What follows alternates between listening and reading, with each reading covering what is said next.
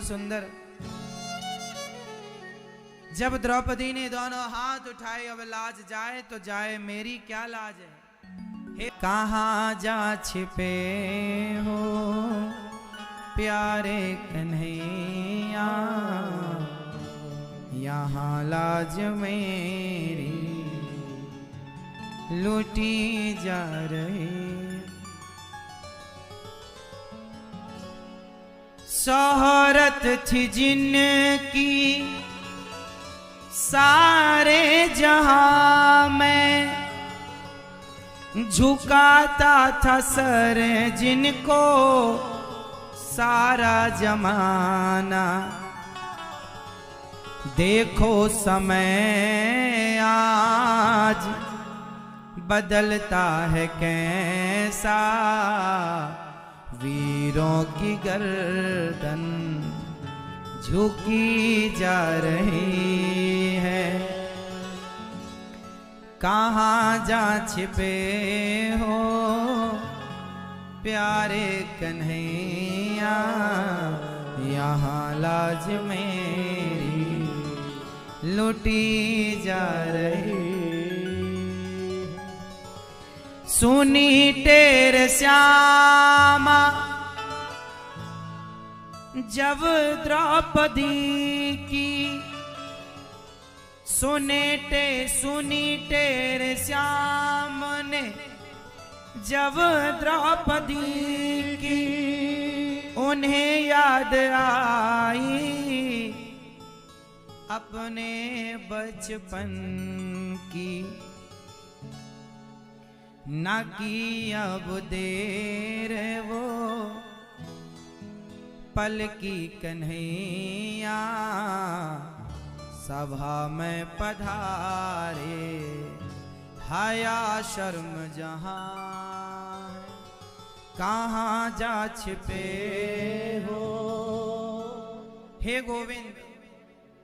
भूल गए जब पुकारा द्वारिकाधीश भोजन करने बैठे थे। माँ रुक्मणी जी परोस रही थी, कन्हैया बस कब पुकारे बहन कब जाऊं, कब पुकारे बहन कब जाऊं। पुकारने में बड़ी देर लगा दी माँ ने। जैसी कहा हे गोविंद, बांधी थी हमने राखी जो तुमको, बचा लो कन्हैया आकर के हमको। आओ तो सही। आज 7 बजे यहां पर प्रश्नोत्तरी होगी। 7 बजे से 8 बजे तक YouTube पर प्रश्नोत्तरी का प्रसारण आप देखेंगे। आप जो भी प्रश्न करना चाहें आप कर। इस कथा से संबंधित कोई सवाल आपको खटक रहा हो पूछिएगा, जो मेरे से बनेगा यह दास उत्तर देगा।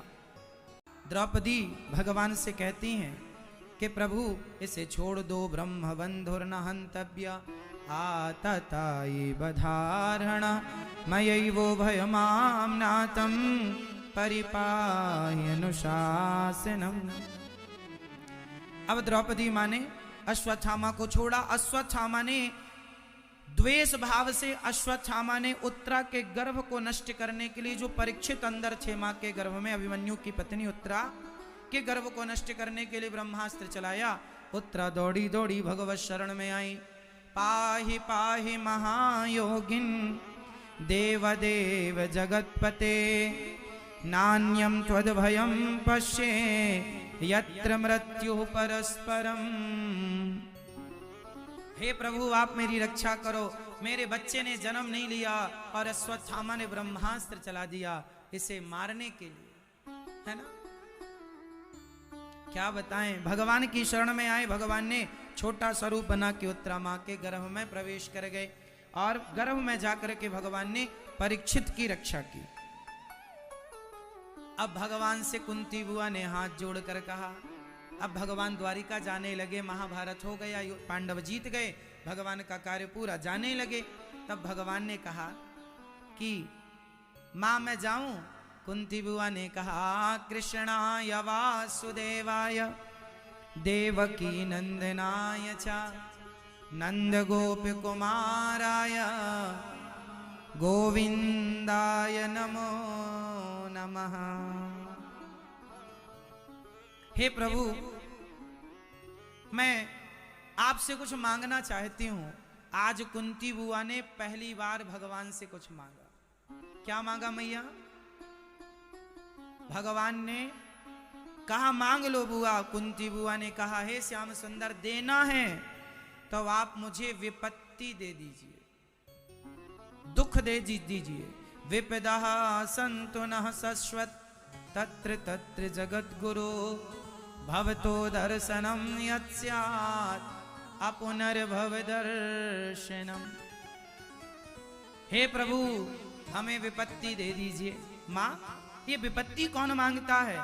क्या बताएं नंदन नंदन श्याम सुंदर, दुखों से अगर चोट खाई ना होती ना तो कन्हैया तेरी याद हमें आई ना होती। ये जीवन में भगवान तब तक ही याद आते हैं जब तक जीवन में विपत्ति रहती है। इसलिए हे प्रभु, ऐसी कृपा करो कि मैं आपको भूल ना जाऊं।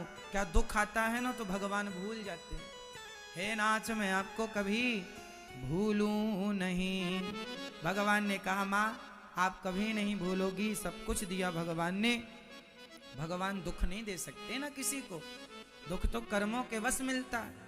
इसके लिए पितामह भगवान ने अपने आप को दिया। भीष्म पितामह पर कृपा की। पितामह भगवान से कहते हैं प्रभु, मुझे पता था आप दर्शन देने जरूर आएंगे। दर्शन देने आप आए। पितामह ने स्तुति की। इति मति रूप कल्पिता वितृष्णा भगवती सात्वत पुंगवे विभूमनि। हे प्रभु, ये जो मेरी मति बुद्धि वह मैंने आपके श्री चरणों में समर्पित की। भगवान ने पितामह की परम गति की।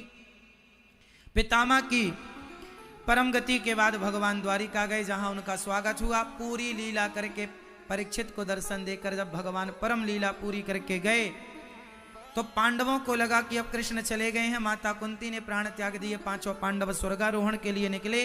राजा परीक्षित कलयुग के पहले राजा बने और राजा परीक्षित ने कलयुग को 4 कमरे दिए रहने के लिए, जो कल हमने विस्तार से कहे थे।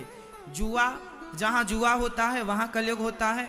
जहां शराब होती है वहां कलयुग। जहां चरित्रहीनता होती है वहां कलयुग। और जहां मांस होता है वहां कलयुग।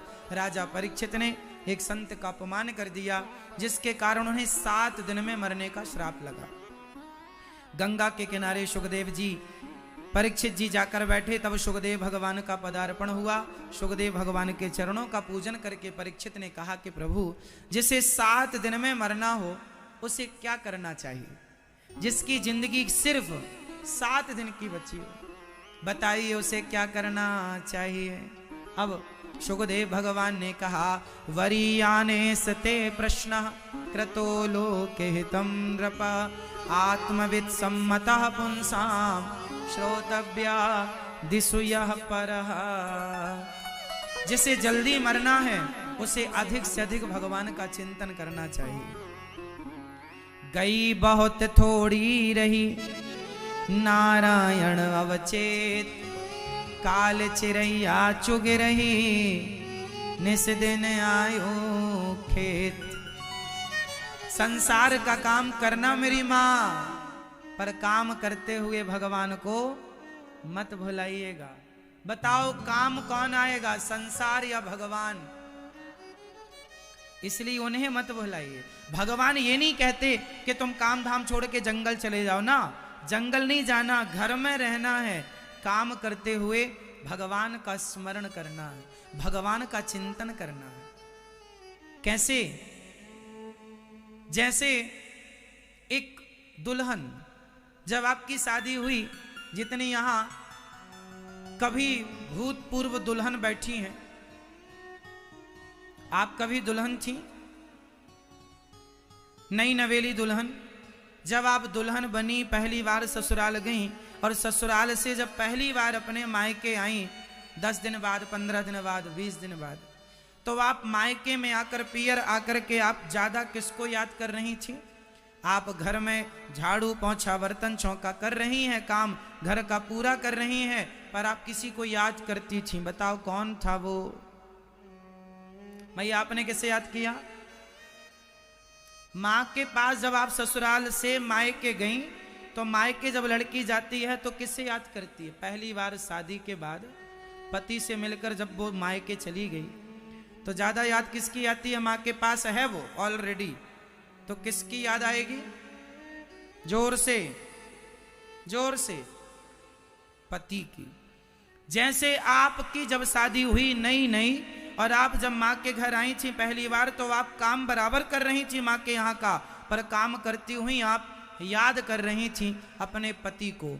जैसे एक अनपढ़ लड़की काम करते हुए अपने पति को याद कर सकती है, तो क्या एक भक्त काम करते हुए अपने भगवान को याद नहीं कर सकता?